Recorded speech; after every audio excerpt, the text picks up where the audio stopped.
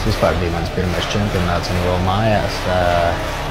Arī laikam tā hokeja atmosfēra gandrīz jau būs 16 gadi, 17 pagājuši.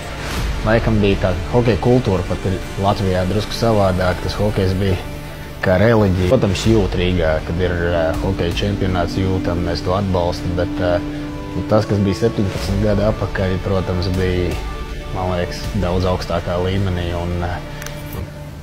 Ko tu gribētu uz savu dzimšanas dienā šogad?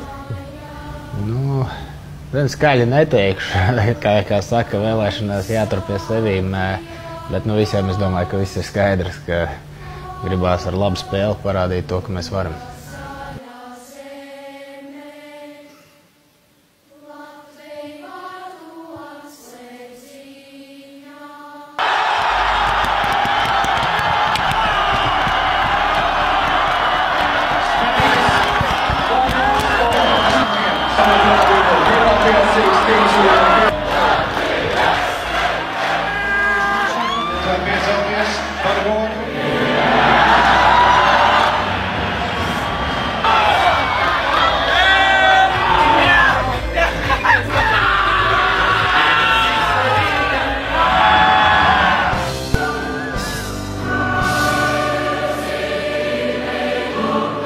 Tā kā vajadzēja tieši tikām ceturdaļfinālā aiziet Latvijā!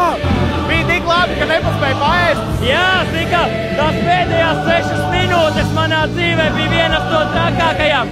Reāli, bakalaura aizstāvot nebija tik traki, kā te bija tāda spriedze. Nē, labāk tu paskaidro. Vienkārši tāpēc, ka mani sastais spēlētājs. Tāpēc, ka Kristaps ieradās Latvijā!